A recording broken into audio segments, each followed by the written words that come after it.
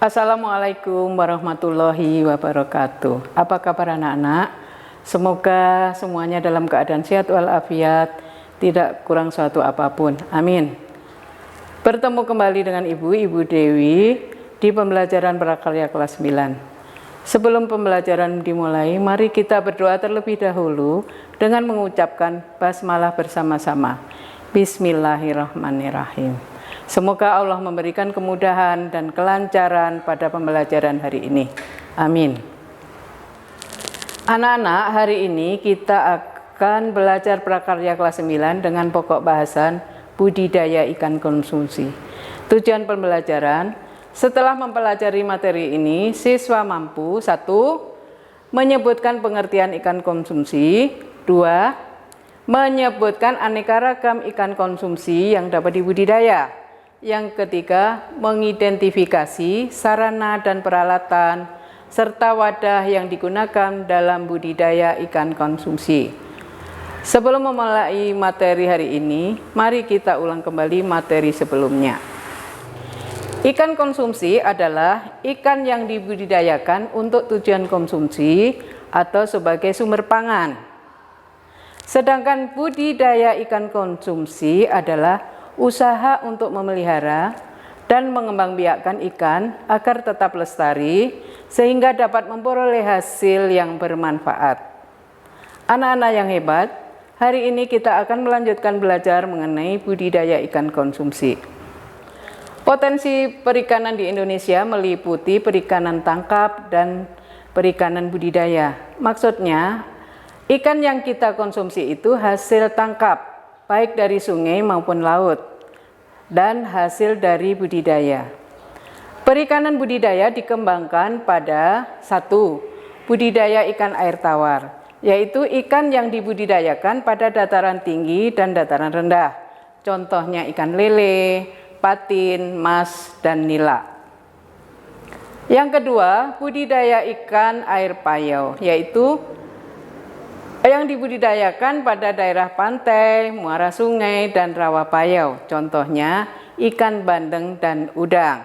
Yang ketiga, budidaya ikan air laut, yaitu ikan yang dibudidayakan di teluk, selat, dan perairan dangkal. Contohnya ikan kerapu, ikan kakap putih. Ibu ada pertanyaan, budidaya ikan apa yang tepat kalau kita tinggal di Bandung? Sekarang kita pelajari sarana dan peralatan budidaya ikan konsumsi. Keberhasilan usaha budidaya sangat tergantung pada ketersediaan sarana produksi yang memadai, yaitu 1 bahan, 2 peralatan, dan 3 wadah budidaya. Bahan terdiri dari 1 benih. Benih yang unggul diperoleh dari induk yang unggul. Benih yang baik adalah yang bergerak aktif, kondisi fisiknya normal, dan sisiknya tidak rontok. Yang kedua, pakan. Pakan menentukan keberhasilan budidaya pembesaran ikan konsumsi. Pakan terdiri dari 2, yaitu pakan alami dan pakan buatan. Yang ketiga, pupuk. Pupuk diperlukan untuk meningkatkan kesuburan dasar kolam. Yang keempat, air. Air mempunyai peranan yang penting untuk budidaya ikan. Kualitas air dapat diukur dari pH, suhu, salinitas, dan kecerahan air. pH air yang baik untuk budidaya ikan adalah 6-8. Yang kelima, kapur.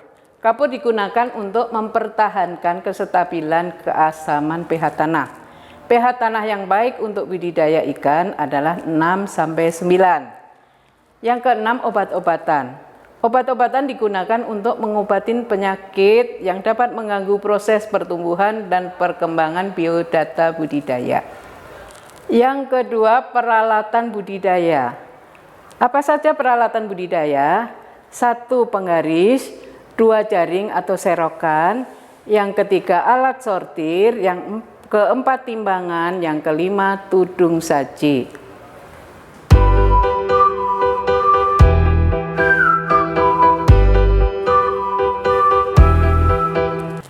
Sekarang kita pelajari tentang wadah budidaya ikan. Lokasi budidaya ikan konsumsi menentukan pemilihan jenis wadah budidaya yang tepat. Wadah budidaya merupakan tempat untuk memelihara ikan. Wadah budidaya terdiri dari satu kolam. Kolam adalah tempat untuk memelihara ikan. Ada 3 jenis kolam budidaya ikan, yaitu kolam tradisional atau ekstensif, yaitu kolam yang keseluruhan bagiannya dinding dan dasar kolam terbuat dari tanah. Yang kedua, kolam semi intensif adalah kolam yang dindingnya terbuat dari tembok dan dasar kolamnya terbuat dari tanah. Yang ketiga, kolam intensif adalah kolam yang keseluruhan bagiannya terbuat dari tembok. Yang kedua adalah bak. Bak merupakan wadah budidaya ikan yang terbuat dari plastik, terpal, dan fiber. Bentuknya ada yang bulat, ada yang segi 4, persegi panjang, dan sebagainya. Yang ketiga, akuarium. Akuarium merupakan ruangan terbatas yang terbuat dari kaca yang berisi air dan ikan yang dapat diawasi dan dinikmati. Yang keempat, keramba jaring apung. Keramba jaring apung merupakan alternatif budidaya yang sangat potensial dikembangkan mengingat perairan Indonesia yang sangat luas. Konstruksi wadah jaring apung terdiri 2 bagian, yaitu 1 kerangka dan kantong jaring.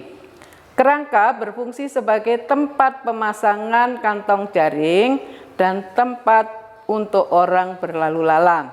Sedangkan kantong jaring apung berfungsi sebagai tempat memelihara ikan.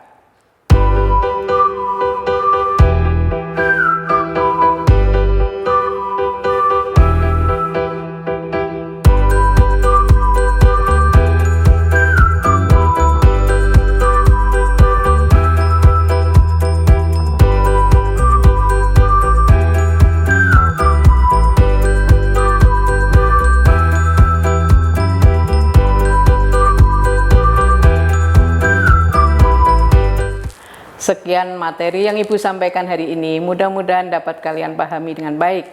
Silakan kalian pelajari kembali dan kerjakan latihan yang sudah Ibu share di Google Classroom. Tetap jaga kesehatan, jangan lupa kalian tetap menerapkan protokol kesehatan. Semoga kita dapat segera tatap muka di kelas. Amin ya robbal alamin. Tetap semangat. Wassalamualaikum warahmatullahi wabarakatuh.